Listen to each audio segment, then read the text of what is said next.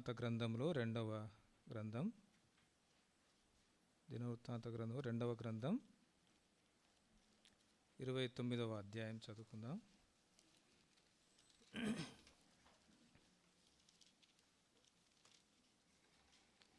దినవృత్తాంత గ్రంథము 2వ గ్రంథము 29వ అధ్యాయము 29వ వచనాన్ని చదువుకుందాం.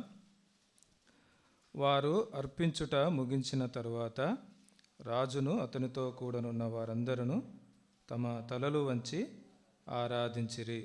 ఇక్కడ మనకు చాలా పరిచయమైన వాక్య భాగమే. ఇక్కడ హిజ్కియా రాజు మరి తన యాజకులతో కలిసి దేవుని మందిరానికి వెళ్ళి ఆయనను ఆరాధించినట్టుగా చూస్తూ ఉంటాం. అయితే ఆరాధించడానికి ముందుగా మరి తను ఏ విధంగా సిద్ధపడ్డాడో, లేదంటే తను ఏ విధంగా తనను తాను ప్రభువుకు అర్పించుకున్నాడో కొన్ని విషయాలు ఇదే గ్రంథంలో మనం చూస్తాము. ఇదే అధ్యాయం 29వ అధ్యాయం 3వ వచనంలో ఈ విధంగా ఉంటుంది. అతడు తన ఏలుబడి యందు మొదటి సంవత్సరం మొదటి నెలన యెహోవా మందిరపు తలుపులను తెరచి వాటిని బాగు చేసి. మొదటిగా మరి ఆలోచించవలసిన విషయం ఏంటంటే, యెహోవా మందిరపు తలుపులు తెరిచి అనే మాటను చూసినప్పుడు ఇక్కడ మరి మనం అందరం ఎరుగుదుము. యెహోవా మందిరం, లేదా కొరింథీ రాసిన పత్రికలో ఉంటుంది కదా, మనము దేవుని మందిరమై ఉన్నాము అనే మాట. ఆ ప్రకారంగా ఇక్కడ మరి మన మందిరం అనే తలుపులను మనము తెరిచినప్పుడు అప్పుడు దేవుని ఆరాధించడానికి, ఆయనను తెలుసుకోవడానికి మనకు ఎక్కువ అవకాశం ఉంటుంది. నిజానికి మరి హిజ్కియా యొక్క బ్యాక్గ్రౌండ్ చూస్తే, వారి తండ్రి గారైన ఆహాజు మరి ఎంతో దుష్టుడైన రాజు, లేదంటే ప్రభువుని అనుసరించకుండా అన్య దేవతలను అన్య యొక్క విగ్రహాలను అనుసరించిన వ్యక్తి. కానీ మరి దేవుని మహాకృపను బట్టి తన తల్లి అయిన అబియా ద్వారా మరి ప్రభువును ఎరగడానికి తన తలుపులు, హృదయం అనే తలుపులు తెరిచి ప్రభువును ఎరగడానికి, తెలుసుకోవడానికి మరి సహాయపడింది. ఈనాడు మనము కూడా మరి మన హృదయం అనే తలుపులు తెరవబడిన వారమై ఈరోజు మనం మందిరానికి రాగలిగాం.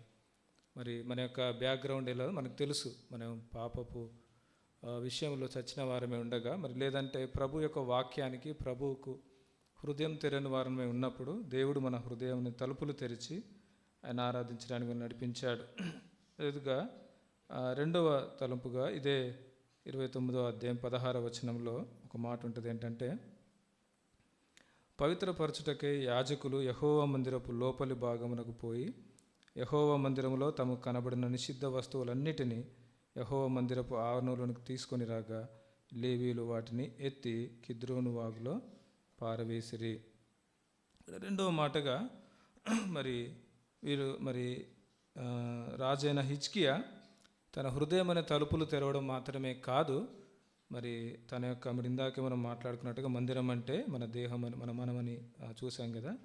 తన మందిరంలో ఉన్న దేవునికి నిషిద్ధమైన ప్రతి దానిని కూడా తీసి పారవేసి కిద్రోను వాగులో పడవేసినట్టుగా చూస్తూ ఉంటాం. ఇదే కిద్రోను వాగు మనం నూతన నిబంధనలో కూడా ప్రభు అయిన యేసుక్రీస్తు ప్రభుల వారు గెత్సెమనే తోటకు వెళ్ళే ఆ ప్రయాణంలో ఈ మాట కనబడుతుంది.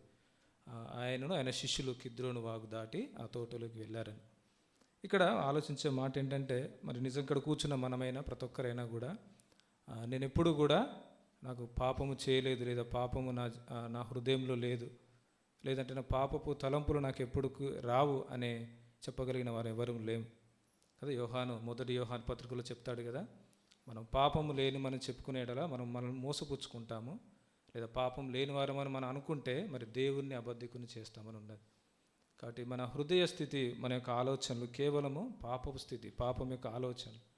కానీ ఇక్కడ మరి హిజ్కియా భక్తుడు ఏం చేశాడంటే వాటన్నిటిని తీసివేసి, మరి అంటే లేవీయులు తీసి పారవేశారు, కానీ హిజ్కియాని గురించి ఆలోచిస్తే అవన్నీ కూడా తీసివేసి ఆ కిద్రోను వాగులో పడవేసినట్టుగా ఈనాడు మనము కూడా మరి మన పాపములన్నిటి విషయంలో మనము అలాంటి విముఖత కలిగి మన కోసం శ్రమ పొందిన ఆ ప్రభు దగ్గర ఒప్పుకున్నప్పుడు మనము ఆయనను ఆరాధించేవారుగా మనము సిద్ధపడగలం.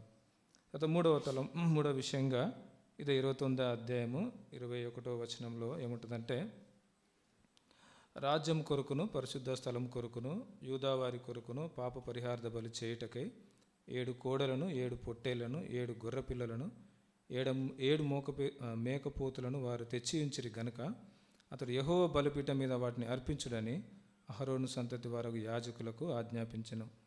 ఇక్కడ మరి మూడవదిగా చూస్తే అతడు దేవునికి బలి అర్పించినట్టుగా చూస్తూ ఉన్నారు.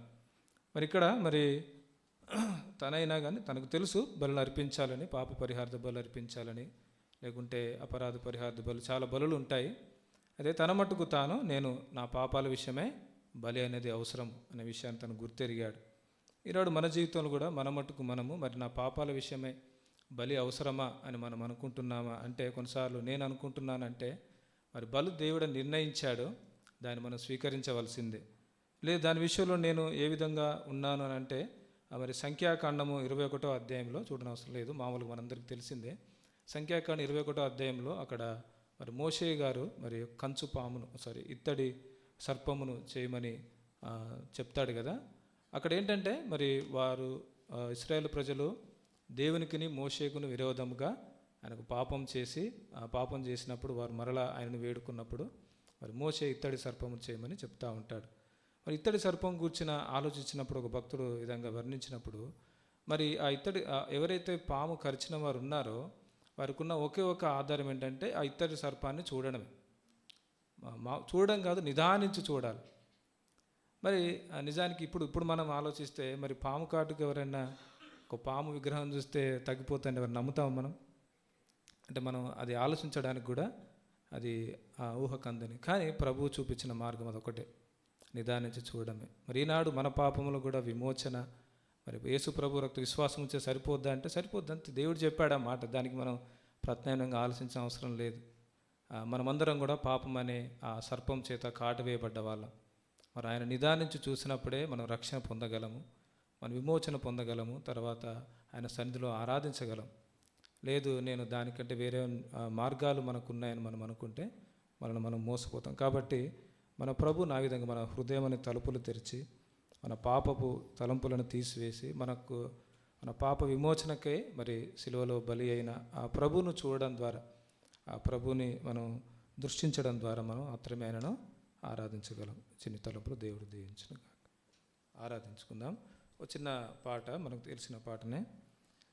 సిలువ రక్తములో నన్ను కడిగి, సిలువ రక్తములో నన్ను కడిగి, పాపమంతా పరిహరించిన, పాపమంతా పరిహరించిన